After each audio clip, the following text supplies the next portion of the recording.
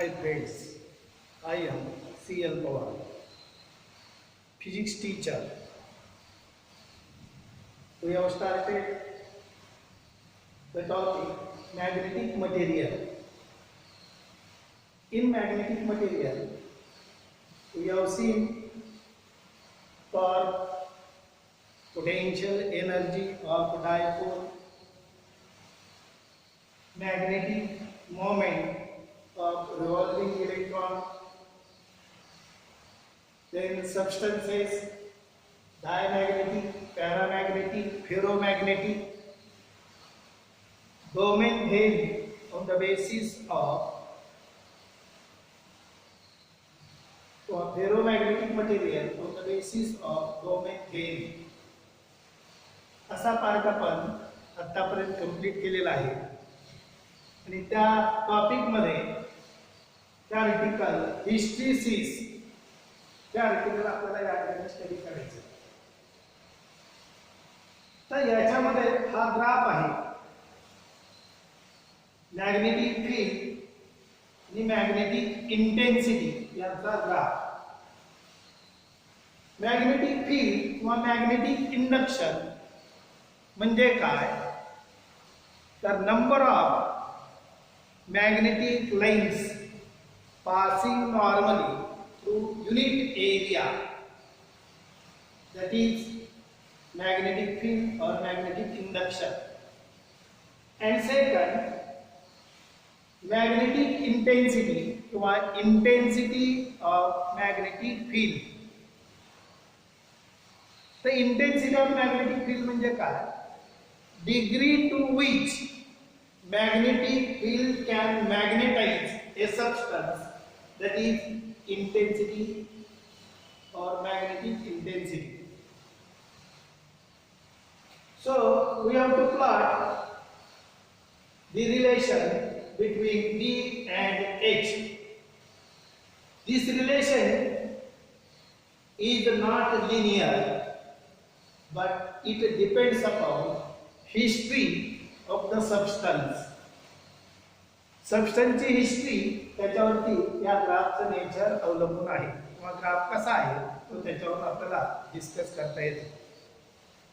आता या ठिकाणी आपण unmagnetised ferromagnetic material in the form of rod आणि तो रॉड आपण सॉलेनॉइड मध्ये ठेवलेला आहे. सॉलेनॉइड मधून करंट पास केला की त्या ठिकाणी मॅग्नेटिक फील्ड तयार होतं आणि ते मॅग्नेटिक फील्ड ते मटेरियल मॅग्नेटाइज करतं. मग हे जे मॅग्नेटायझेशन आहे ते या सूत्रात दिलेलं आहे M = psi H. psi susceptibility, H intensity of magnetic field, and magnetic field E = μ0 M + H. He G magnetic intensity आहे त्याच्यासाठी हे सूत्र दिले H = Ni. that means H depends upon current. Solenoid मधला करंट वाढवला की H वाढतं आणि H वाढतं म्हणजे की B ची किंमत सुद्धा त्या ठिकाणी वाढते. म्हणजे B आणि H याचा हा ग्राफ या ठिकाणी काढलेला आहे. तर A पॉइंटला ज्यावेळेला ते मटेरियल हे मॅग्नेटाइज नाही त्यावेळेला त्यातून करंट पास केला सॉलेनॉइड मधून की इंटेन्सिटी वाढायला सुरुवात होईल. इंटेन्सिटी वाढली मॅग्नेटिक इंटेन्सिटी वाढली की मॅग्नेटिक फील्ड वाढतं म्हणजे इंटेन्सिटी वाढली की मॅग्नेटिक फील्ड वाढतं. हे या लाईनमध्ये दाखवलेलं आहे OA. पण ते लिनियर नाही तर अशा प्रकारे कर्व येतो. A च्या ठिकाणी हे मॅग्नेटिक फील्ड जास्तीत जास्त झालेला आहे. करंट वाढवला तर मॅग्नेटिक इंटेन्सिटी त्या ठिकाणी वाढत नाही. सॉरी करंट वाढवला तर मॅग्नेटिक इंटेन्सिटी वाढते परंतु मॅग्नेटिक फील्ड मात्र त्या ठिकाणी वाढत नाही. ही जी स्टेट आहे ए च्या ठिकाणची त्याला म्हणते सॅच्युरेशन ऑफ मॅग्नेटिक रॉड.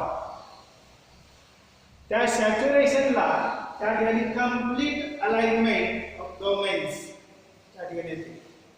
त्या ठिकाणी कंप्लीट अलाइनमेंट ही त्या ए च्या ठिकाणी येते. तर H is increased by increasing current. H वाढतो केव्हा वाढतो? सॉलिनॉइड मधला करंट वाढला की H वाढतो, पण त्यावेळेला B मात्र वाढत नाही. No increasing B. The process ही जी प्रोसेस आहे ती नॉट रिव्हर्सिबल. ही रिव्हर्सिबल प्रोसेस नाही. म्हणजे करंट कमी केला H कमी होईल, पण त्यावेळेला B असा कमी होणार नाही किंवा झिरो होणार नाही. ही रिव्हर्सिबल प्रोसेस नाही. मग त्यामुळे इफ करंट इज रिड्यूस्ड, हा करंट आपण कमी कमी करत चाललो तर H ची किंमत कमी कमी होत राहते. Current is reduced, path is not retraced. when H is equal to 0, त्यावेळेला H ची किंमत 0 होते, त्यावेळेला B ची किंमत 0 येत नाही. B is not 0. The value of B on H is equal to 0. H ची किंमत 0, पण या B ची किंमत 0 नाही, तर ती आहे OB. आणि ही जी किंमत आहे हिला म्हटलेलं आहे रिटेंटिव्हिटी or remanence. What is retentivity? The value of B. B ची किंमत म्हणजे OB, small b, OB. That value when H is equal to 0, this value is called retentivity or remanence. The current is increased in reverse direction. This is reverse direction. Current ची दिशा बदलली. The point C, हा point C या ठिकाणी मिळाला. B कमी कमी होत आला, या ठिकाणी आपल्याला C च्या ठिकाणी B ची किंमत 0 आली. The direction is reverse the point C where B is 0. This value, which OC value, the value of B is 0, then the value of this intensity, that is OC, this OC is called coercivity. Coercivity. So this value OC is called coercivity. At this point, domain axes are randomly oriented. या ठिकाणी मात्र orientation हे random होतं डोमेनचं, आणि या ठिकाणी मात्र ते B च्या ठिकाणी कसं राहतं? कंप्लीट ओरिएंटेशन राहतं. If current is increased in reverse direction, B increases, again this B increases, reaches saturation at point D. This point D is again saturated point. If H increase, B does not increase. The reverse current is increased, H increases, but B does not increase. That means this is saturation condition at D. Does not increase. From D, H is reverse. B also reduces along the path DE. Again, this path DE, B reduces. So this curve is like this. Again, at point E, again H is equal to 0. At this point E, again H is equal to 0 and B is maximum. This B is not 0. H is 0, but B is not 0. Domain structure is present, but direction magnetization is reverse. Here also domain structure is there, but direction of magnetization is reverse. Further increase the current. पुन्हा current वाढवला की त्या ठिकाणी curve EFA आपल्याला त्या ठिकाणी मिळेल. जसा हा EFA कर्व मिळेल, करंट वाढवला की H वाढतो, H वाढला की B वाढत त्या ठिकाणी जातो. ही जी increase in current gives curve EFA. One loop complete. ही जी लूप आता कंप्लीट झाली, त्या कंप्लीट लूपला म्हटलेलं आहे हिस्टेरिसिस लूप. आणि ही जी प्रोसेस आहे ती magnetic material through one loop, त्याला म्हटलेलं आहे हिस्टेरिसिस सायकल. ही जी लूप आहे त्या लूपलाच काय म्हटलेलं आहे हिस्टेरिसिस सायकल. एका सायकल मध्ये आपल्याला अशा प्रकारे त्या ठिकाणी P आणि H मधलं रिलेशन आपल्याला मिळतं, म्हणून त्याला म्हटलेलं आहे हिस्टेरिसिस सायकल. आता हिस्टेरिसिस म्हणजे काय, तर lack of retraceability is called hysteresis. Lack of retraceability that is called hysteresis. याचा एरिया घेतला आपण, एरिया अंडर लूप. हा जो एरिया आहे तो proportional to thermal energy develop per unit volume of the material. ह्या हिस्टेरिसिस लूपचा जर एरिया काढला तर तो एरिया काय देतो, thermal energy develop per unit volume of the material. म्हणजे असा हा हिस्टेरिसिस कर्व या ठिकाणी आपण एक्सप्लेन केलेला आहे. हिस्टेरिसिस कर्व म्हणजे काय, तर मॅग्नेटिक फील्ड किंवा फ्लक्स डेन्सिटी आणि मॅग्नेटिक इंटेन्सिटी यांचा हा ग्राफ. फेरोमॅग्नेटिक मटेरियल साठी हा ग्राफ हा लिनियर नाही, तर अशा प्रकारे तो ग्राफ आहे. आणि तो कशावर अवलंबून आहे, तर त्या सॅम्पलची हिस्ट्री त्याच्यावरती त्याचं नेचर अवलंबून आहे.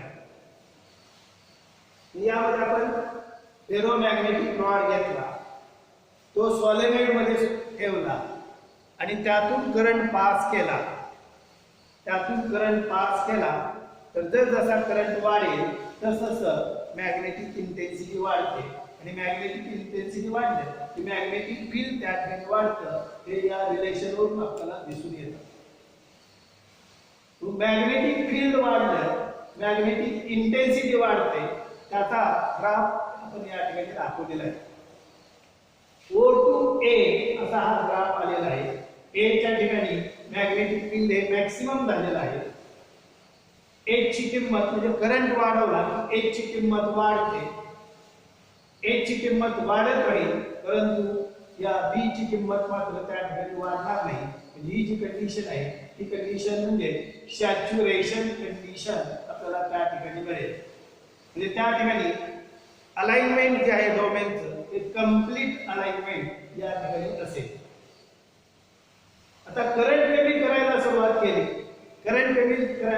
केली, तर H ची किंमत कमी होईल.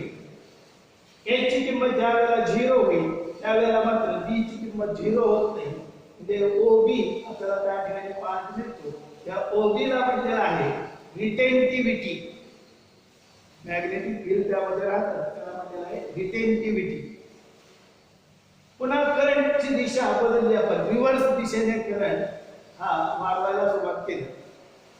तर या C च्या ठिकाणी आपल्याला मॅग्नेटिक फील्ड 0 झालेलं दिसेल, परंतु मॅग्नेटिक इंटेन्सिटी 0 होत नाही. म्हणजे हा जो पार्ट आपल्याला दिसतो OC, त्या OC ला म्हणलेला आहे कोर्सिव्हिटी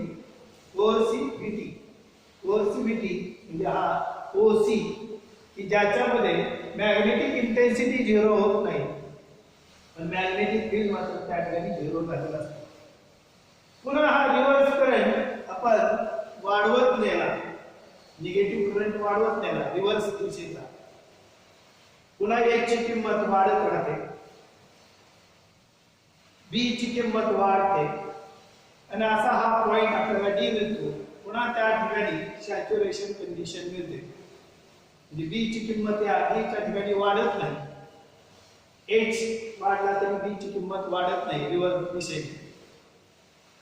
पुन्हा त्या ठिकाणी रिव्हर्स करंट म्हणजे एच ची किंमत इकडे वाढत चालली, एच ची किंमत वाढत चालली की पुन्हा हा ग्राफ डी ई एफ या प्रकारे आपल्याला मिळेल. ई च्या ठिकाणी पुन्हा बी ची किंमत एच ची किंमत 0 झालेली आहे, पण बी ची किंमत त्या ठिकाणी 0 होत नाही, तर त्यामध्ये ओई असा रिमेनन्स राहतो आणि या ठिकाणी ओई हा रिमेनन्स त्याच्यामध्ये राहतो. पुन्हा करंट वाढवत चाललाय आपला, करंट वाढवला की त्या ठिकाणी हा नेचर ई एफ ए अशा प्रकारचं नेचर म्हणजे एच वाढतो, बी सुद्धा वाढतो आणि ए च्या ठिकाणी ही एक कंप्लीट सायकल त्या ठिकाणी होते.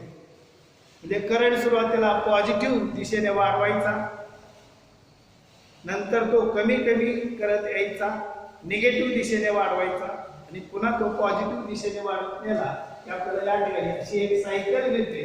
आणि ही जी सायकल आहे या सायकलला म्हणायचं हिस्टेरिसिस लूप किंवा हिस्टेरिसिस कर्व.